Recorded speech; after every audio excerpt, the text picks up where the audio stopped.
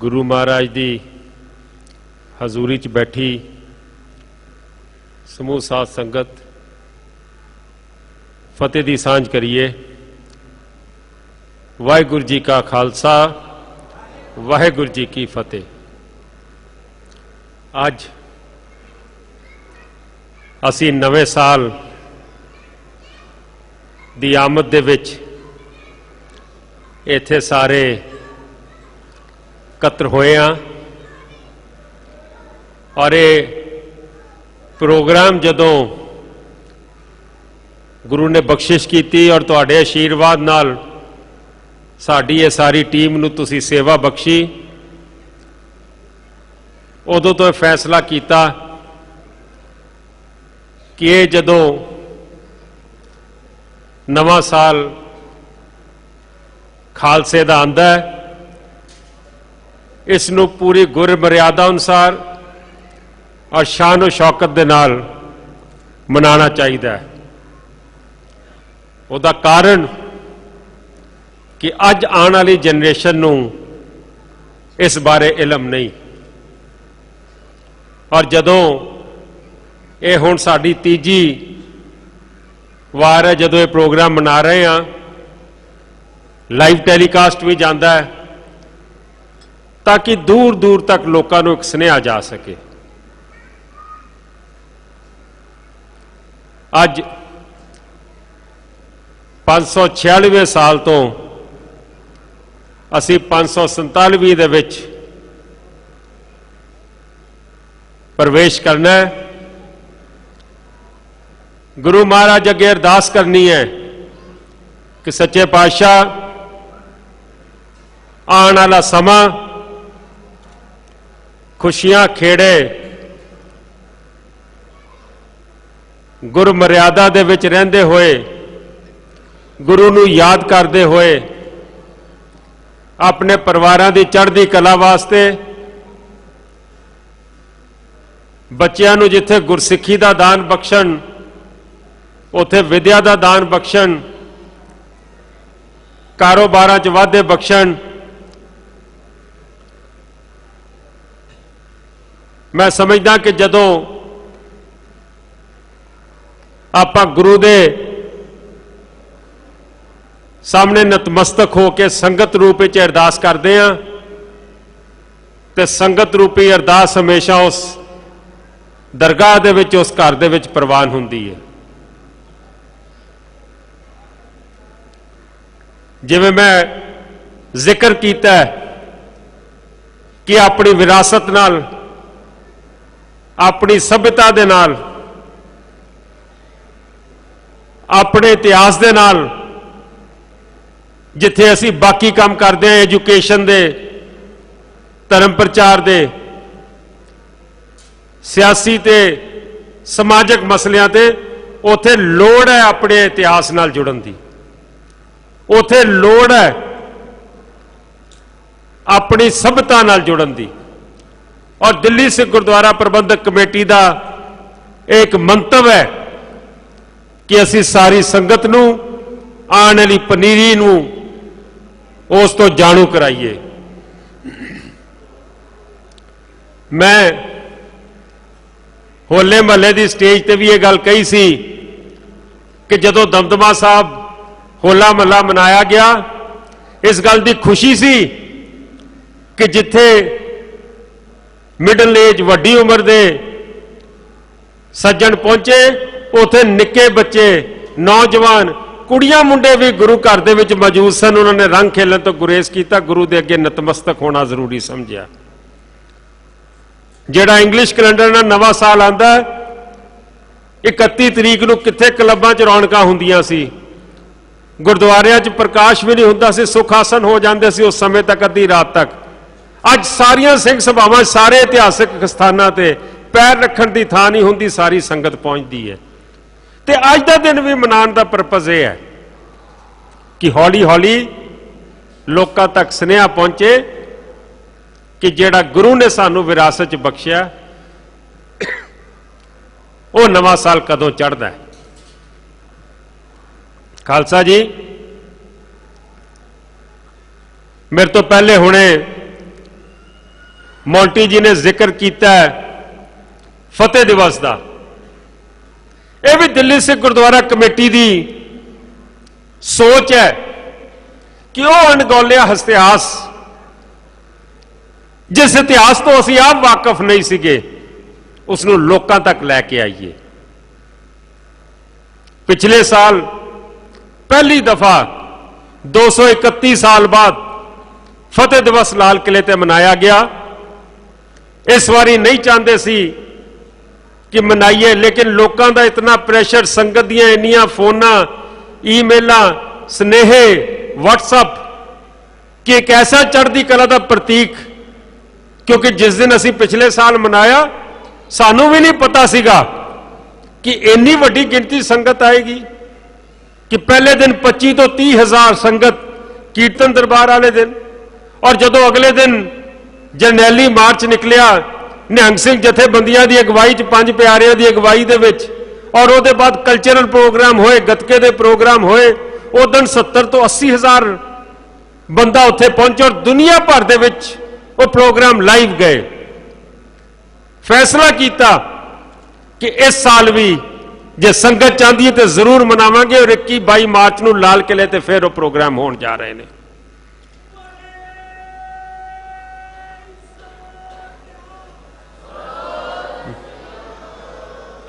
ਉਹਦੇ ਪਿੱਛੇ ਸੋਚ ਕੀ ਹੈ?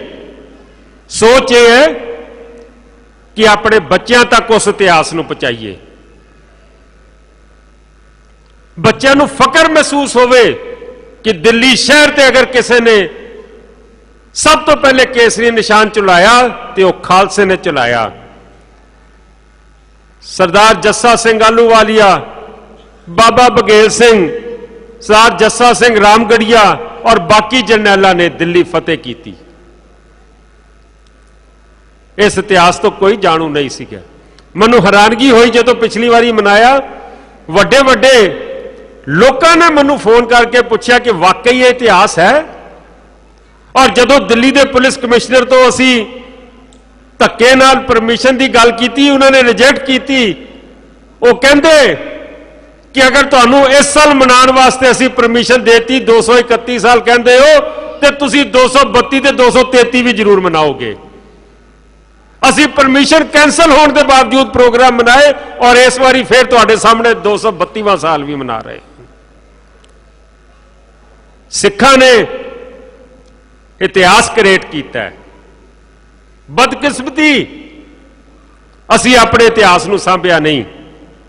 ਸਾਡੇ ਬਾਰੇ ਦੂਜਿਆਂ ਨੇ ਲਿਖਿਆ, ਕਈਆਂ ਨੇ ਤੇ ਜਸਟਿਸ ਕੀਤਾ ਸਾਡੇ ਨਾਲ, ਭਾਵੇਂ ਦੂਜੇ ਧਰਮ ਦੇ ਸੀਗੇ, ਤਾਂ ਵੀ ਉਹਨਾਂ ਨੇ ਇਤਿਹਾਸ ਨੂੰ ਸਹੀ ਰੂਪ ਦਿੱਤਾ ਹੈ, ਲੇਕਿਨ ਕਈਆਂ ਨੇ ਉਸ 'ਚ ਸ਼ਰਾਰਤ ਕਰਨ ਦੀ ਕੋਸ਼ਿਸ਼ ਵੀ ਕੀਤੀ ਹੈ।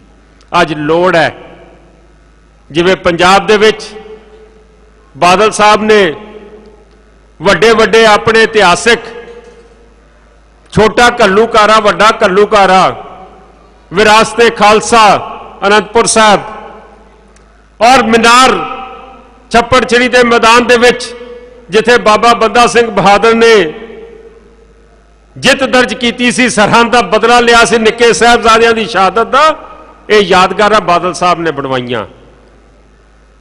ਖਾਲਸਾ ਜੀ, ਜਦੋਂ ਤੁਸੀਂ ਸੇਵਾ ਬਖਸ਼ੀ ਸੀ, ਇਹ ਵਾਅਦਾ ਤੁਹਾਡੇ ਨਾਲ ਕੀਤਾ ਸੀ ਕਿ ਅਸੀਂ ਇਹਨਾਂ ਸਟੇਜਾਂ ਦੀ ਵਰਤੋਂ ਕਿਸੇ ਪੋਲੀਟੀਕਲ ਕੰਮਾਂ ਲਈ ਨਹੀਂ ਕਰਾਂਗੇ। ਸਾਰੇ ਮੈਂਬਰ ਸਾਹਿਬਾਨ, ਅਹੁਦੇਦਾਰ ਸਾਹਿਬਾਨ ਥੱਲੇ ਬੈਠਣਗੇ। ਇਹਨਾਂ ਸਟੇਜਾਂ ਤੋਂ ਕਿਸੇ ਲਈ ਵੋਟਾਂ ਨਹੀਂ ਮੰਗੀਆਂ ਜਾਣਗੀਆਂ। ਜਦੋਂ ਗੱਲ ਹੋਏਗੀ ਉਹ ਗੁਰੂ ਦੀ ਹੋਏਗੀ, ਜਦੋਂ ਗੱਲ ਹੋਏਗੀ ਉਹ ਉਹਨਾਂ ਮਸਲਿਆਂ ਦੀ ਹੋਏਗੀ ਜਿਹੜਾ ਕੌਮ ਵਾਸਤੇ ਜ਼ਰੂਰੀ ਹੋਣਗੇ। ਉਹੀ ਗੱਲ ਇਹਨਾਂ ਸਟੇਜਾਂ ਤੋਂ ਹੋਏਗੀ ਜੋ ਅਕਾਲ ਤਖਤ ਸਾਹਿਬ ਤੋਂ ਫਰਮਾਨ ਜਾਰੀ ਕੀਤੇ ਜਾਣਗੇ। ਔਰ ਇਹ ਪ੍ਰੋਗਰਾਮ ਪਹਿਲੀ ਦਫਾ ਜਦੋਂ ਅਸੀਂ 2 ਸਾਲ ਪਹਿਲੇ ਮਨਾਇਆ ਸੀ ਤੇ ਇੱਕ ਮੈਸੇਜ ਦਿੱਤਾ ਸੀ। ਉਹ ਮੈਸੇਜ ਕੀ ਸੀ? ਉਹ ਸੁਨੇਹਾ ਕੀ ਸੀ? ਉਹ ਸੁਨੇਹਾ ਸੀ, ਜਿਸ ਤਰੀਕੇ ਨਾਲ ਭਰਮ ਭੁਲੇਖਿਆਂ 'ਚ ਪਾ ਕੇ ਕੌਮ ਨੂੰ ਵੰਡਿਆ ਜਾ ਰਿਹਾ ਸੀ, 2-2 ਸੰਗਰਾਦਾਂ, 2-2 ਗੁਰਪੁਰਬ, ਲੋਕਾਂ 'ਚ ਪਰੇਸ਼ਾਨੀ ਹੁੰਦੀ ਸੀ, ਘਰੋਂ ਅਰਦਾਸ ਕਰਕੇ ਤੁਰਦੇ ਸਨ ਕਿ ਅੱਜ ਬੜਾ ਪਵਿੱਤਰ ਦਿਨ ਹੈ, ਗੁਰੂ ਦਾ ਪ੍ਰਕਾਸ਼ ਹੈ, ਆਪਾਂ ਬੱਚੇ ਦਾ ਨਾਮਕਰਨ ਕਰ ਲਈਏ, ਆਪਾਂ ਨਵੇਂ ਕੰਮ ਦੀ ਅਰਦਾਸ ਕਰ ਲਈਏ, ਲੇਕਿਨ ਜਦੋਂ ਸਥਾਨ ਤੇ ਪਹੁੰਚਣਾ ਤੇ ਪਤਾ ਲੱਗਣਾ ਜੀ ਨਹੀਂ ਅੱਜ ਨਹੀਂ ਮਨਾਇਆ ਜਾ ਰਿਹਾ, ਫੇਰ ਮਨਾਇਆ ਜਾਊਗਾ। ਇਹ ਭੁਲੇਖੇ ਕੱਢਣ ਵਾਸਤੇ ਉਹਦਾ ਕਾਰਨ ਹੈ, ਉਹਦਾ ਕਾਰਨ ਇਹ ਹੈ ਕਿ ਜੋ ਹੁਕਮ ਅਕਾਲ ਤਖਤ ਸਾਹਿਬ ਤੋਂ ਆ ਜਾਵੇ ਉਸ ਤੋਂ ਬਾਅਦ ਕਿਸੇ ਨੂੰ ਕੋਈ ਰਾਈਟ ਨਹੀਂ ਕਿ ਉਸ ਤੇ ਕਿੰਤੂ ਪਰੰਤੂ ਕੀਤੀ ਜਾਵੇ। ਅਕਾਲ ਤਖਤ ਸਾਹਿਬ ਦੀ ਸਿਰਜਣਾ 6ਵੇਂ ਗੁਰੂ ਨਾਨਕ ਪਾਤਸ਼ਾਹ ਨੇ ਕਦੋਂ ਕੀਤੀ, ਕਿਉਂ ਕੀਤੀ, ਕਦੀ ਉਸ ਦੀ ਬੈਕਗ੍ਰਾਉਂਡ ਚ ਗਏ ਆ ਆਪਾਂ? ਸ਼ਹੀਦਾਂ ਦੇ ਸਰਤਾਜ ਪੰਜਵੇਂ ਪਾਤਸ਼ਾਹ ਨੂੰ ਤੱਤੀ ਤਵੀ ਤੇ ਬਿਠਾ ਕੇ ਸ਼ਹੀਦ ਕਰ ਦਿੱਤਾ ਗਿਆ। ਵਜ੍ਹਾ ਕੀ ਸੀ? ਵਜ੍ਹਾ ਸੀ ਕਿ ਜੋ ਅੱਜ ਹਾਜ਼ਰ ਨਾਜ਼ਰ ਗੁਰੂ ਗ੍ਰੰਥ ਸਾਹਿਬ ਸਾਡੇ ਜਿਨ੍ਹਾਂ ਦੀ ਛਤਰ ਛਾਇਆ ਚ ਅਸੀਂ ਸਾਰੇ ਬੈਠੇ ਹਾਂ, ਕਹਿ ਦਿੱਤਾ ਗਿਆ ਜ਼ਾਲਮ ਬਾਦਸ਼ਾਹ ਜਹਾਂਗੀਰ ਨੂੰ ਕਿ ਕੈਸਾ ਗ੍ਰੰਥ ਬਣਾ ਦਿੱਤਾ ਜਿਸ ਦੇ ਅੱਗੇ ਹਿੰਦੂ ਹੋਣ, ਮੁਸਲਮਾਨ ਹੋਣ, ਸਿੱਖ ਹੋਣ, ਉੱਚੀ ਜਾਤ ਹੋਣ, ਨੀਵੀਂ ਜਾਤ ਹੋਣ, ਸਾਰੇ ਨਤਮਸਤਕ ਹੁੰਦੇ ਨੇ, ਔਰ ਇਹ ਸਾਡੇ ਧਰਮ ਨੂੰ ਖਤਰਾ ਪੈਦਾ ਕਰੇਗੀ। ਹੁਕਮ ਕਰ ਦਿੱਤਾ ਬਾਦਸ਼ਾਹ ਨੇ ਸ਼ਹਾਦਤ ਤੋਂ ਬਾਅਦ ਕਿ ਕੋਈ ਘੋੜੇ ਦੀ ਸਵਾਰੀ ਨਹੀਂ ਕਰ ਸਕਦਾ, ਕੋਈ ਸ਼ਸਤਰ ਨਹੀਂ ਰੱਖ ਸਕਦਾ, ਕੋਈ ਨਗਾੜਾ ਨਹੀਂ ਵਜਾ ਸਕਦਾ, ਕੋਈ ਤਖਤ ਤੇ ਨਹੀਂ ਬੈਠ ਸਕਦਾ। ਤੇ ਜਦੋਂ 6ਵੇਂ ਪਾਤਸ਼ਾਹ ਨੇ ਅਕਾਲ ਤਖਤ ਸਾਹਿਬ ਦੀ ਸਿਰਜਣਾ ਕੀਤੀ ਤੇ ਜਾ ਕੇ ਅੱਜ ਵੀ ਦੇਖ ਲਓ ਕਿ ਉਸ ਦਾ ਮੂੰਹ ਅੱਜ ਵੀ ਦਿੱਲੀ ਦੇ ਤਖਤ ਵੱਲ ਨੂੰ ਹੈ। ਸਿੱਧਾ ਚੈਲੰਜ ਕੀਤਾ ਜਹਾਂਗੀਰ ਬਾਦਸ਼ਾਹ ਨੂੰ ਕਿ ਜਿਸ ਗੱਲ ਦੇ ਉੱਤੇ ਤੂੰ ਬੈਨ ਲਗਾਉਣਾ ਚਾਹੁੰਦਾ ਇਹ ਤੇਰੇ ਸਾਹਮਣੇ ਤਖਤ ਬਣਾ ਦਿੱਤਾ, ਤਖਤ ਦੇ ਉੱਤੇ ਬੈਠੇਗਾ ਅੱਜ ਤੋਂ ਬਾਅਦ। ਖਾਲਸਾ ਜੀ ਹੁਕਮ ਕਰਤਾ ਸਿੱਖਾਂ ਨੂੰ ਕਿ ਚੰਗੇ ਤੋਂ ਚੰਗੇ ਘੋੜੇ ਦਿੱਤੇ ਜਾਣ, ਚੰਗੇ ਤੋਂ ਚੰਗੇ ਸ਼ਸਤਰ ਲਿਆ ਕੇ ਇੱਥੇ ਮੱਥਾ ਟੇਕੇ ਜਾਣ, ਔਰ ਪਹਿਲੀ ਦਫਾ ਮੀਰੀ ਔਰ ਪੀਰੀ ਦਾ ਕਨਸੈਪਟ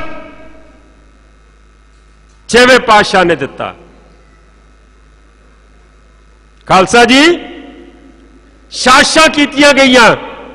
ਅਫਸੋਸ ਇਸ ਗੱਲ ਦਾ ਕਿ ਜਿਨ੍ਹਾਂ ਨੂੰ ਸੇਵਾ ਇਹਨਾਂ ਸਥਾਨਾਂ ਦੀ ਦਿੱਤੀ ਉਹ ਸਾਜ਼ਿਸ਼ਾਂ ਉਹਨਾਂ ਨਾਲ ਮਿਲ ਕੇ ਕਰਦੇ ਨੇ ਜਿਨ੍ਹਾਂ ਨੇ ਸਾਨੂੰ 84 ਚ ਕਤਲ ਕੀਤਾ ਸੀ ਕਿ ਅਕਾਲ ਤਖਤ ਨੂੰ ਢਾਹ ਢੇਰੀ ਕਰ ਦਿੱਤਾ ਜਾਵੇ।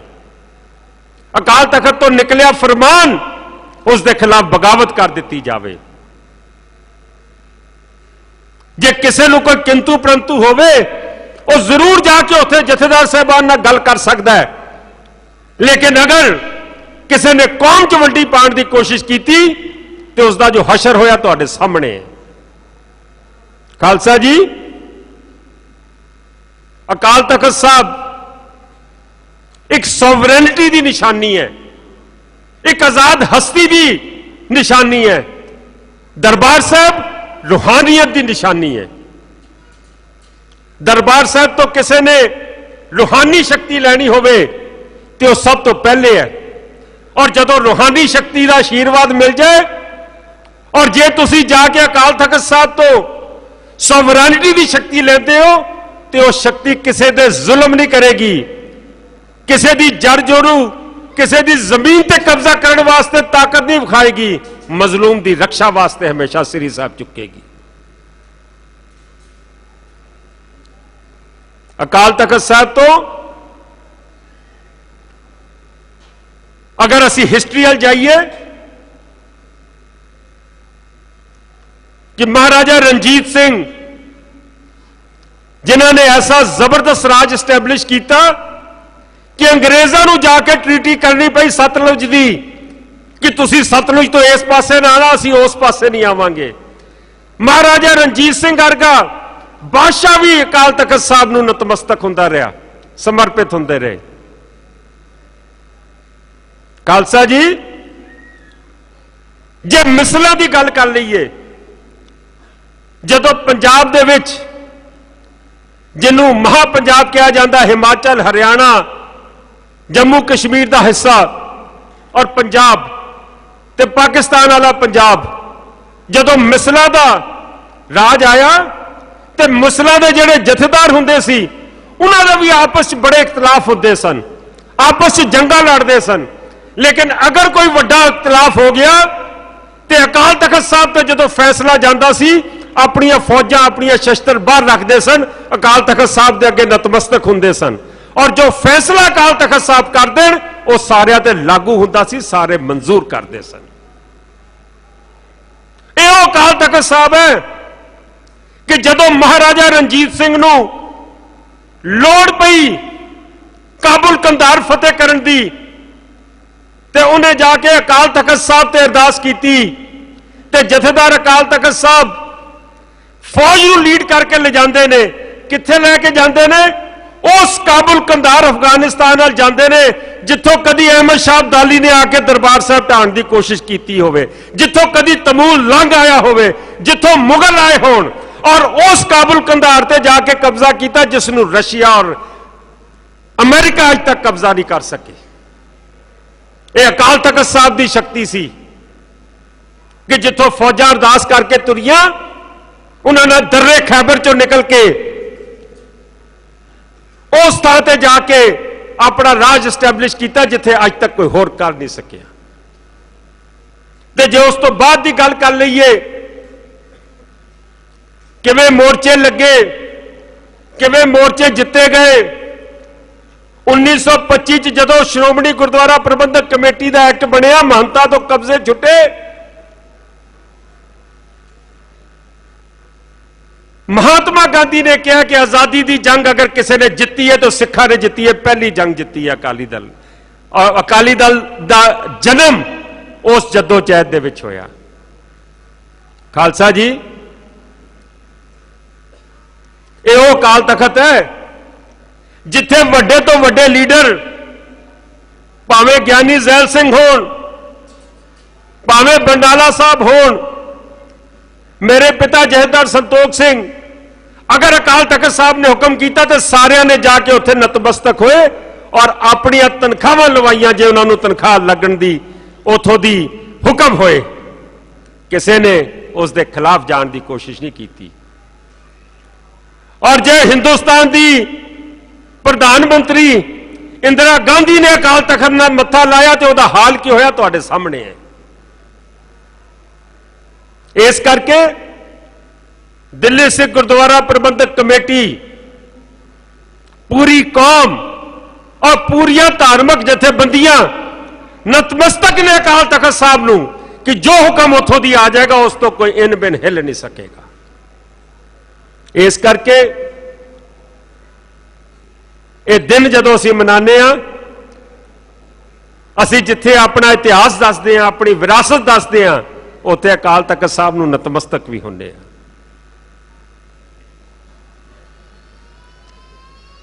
जिवें तुहानूं दस्सिया गया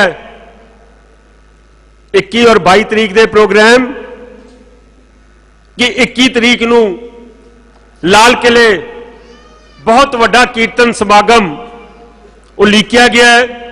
शाम के वक्त शामी 6 साढ़े 6 तो प्रोग्राम शुरू होणगे, लाइव जाएगा, भावें वो चढ़दी कला टाइम टीवी होवे, भावें वो पीटीसी होवे, कोशिश कर रहे हैं कि दूरदर्शन भी उसनूं लाइव करे ताकि दुनिया दे विच हिंदुस्तान के उस कोनिया तक भी असीं वो मैसेज पहुंचाइए कि खालसे ने लाल किले के उत्ते केसरी निशान चढ़ाया सी। और साडी ये कोशिश है कि जिहड़ा लाइट एंड साउंड प्रोग्राम लाल किले दे विच हुंदा, जिहदे विच पूरा इतिहास आंदा है मुगल राज दा, ਉਹਦੇ ਵਿੱਚ ਸਾਡਾ ਇਤਿਹਾਸ ਮਿਸਿੰਗ ਆ, ਉਹ ਇਤਿਹਾਸ ਵੀ ਅਸੀਂ ਮਜਬੂਰ ਕਰੀਏ ਸਰਕਾਰ ਨੂੰ ਕਿ ਉਹ ਵੀ ਪਾਇਆ ਜਾਵੇ 1783 ਦਾ ਇਤਿਹਾਸ।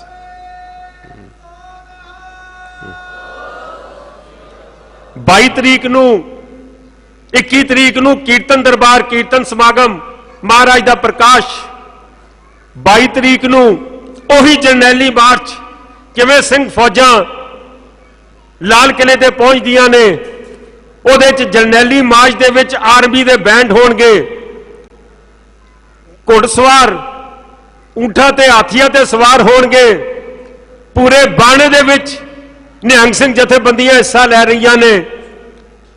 ਉਸ ਤੋਂ ਬਾਅਦ ਉੱਥੇ ਸਾਨੂੰ ਉਮੀਦ ਹੈ, मेरा ख्याल कन्फर्म हो गया अगले दिन कि भाई तरसेम सिंह मोरावाली उस दिन ढाडी प्रसंग पढ़नगे और सारा इतिहास दसणगे किवें खालसे दी फौजां ने आके दिल्ली ते तखत ते कब्जा कीता सी और किवें वो तखत जिहड़ा लाल किले च मौजूद सी उन्होंने पुट के लिजा के अज भी वो रामगढ़िया बुंगा दरबार साहब दे विच पिया है, उहदी सिल उत्थे पई है।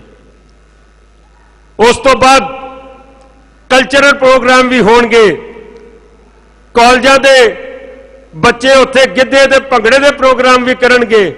ते मेरी बेनती है कि सारी संगत हुम हुमा के उत्थे पहुंचण दी कोशिश करे। देशा विदेशा तो लोग आ रहे ने, लाइव टेलीकास्ट होएगा, जेडे नहीं आ सकणगे वो देखणगे सारा टेलीकास्ट नूं।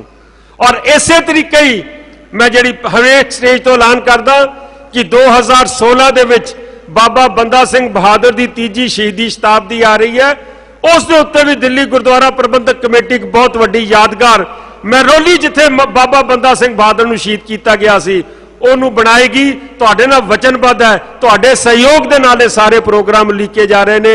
मैं इस करके बेनती करांगा कि अपना आशीर्वाद हमेशा ये साडी टीम दे उत्ते रखना ताकि आने वाले समय दे विच असी जो जो प्रोग्राम जो जो वादे तुहाडे नाल कीते ने उस ते पूरे उतर सकीए। एक बारी फिर तुहानू अज दे मुबारक दिन दी मैं लख लख बधाई देना और कोशिश करिए कि वध तो वध लोगों तक ये दिन का मैसेज दईए ताकि सारे स्थानों ते खाली इत्थे ही नहीं, इत्थों असीं शुरुआत की है। जिवें 31 दिसंबर नूं शुरुआत हुई सी गुरुद्वारियां 5-5 10-10 सिंघां तो अज हज़ारां की गिनती च ने। आने वाले समय च अज के दिन भी सारे स्थानों ते हज़ारां की संगत हरेक स्थान ते होएगी। बहुत बहुत धन्यवाद। वाहिगुरू जी का खालसा, श्री वाहिगुरू जी की फतेह। बोले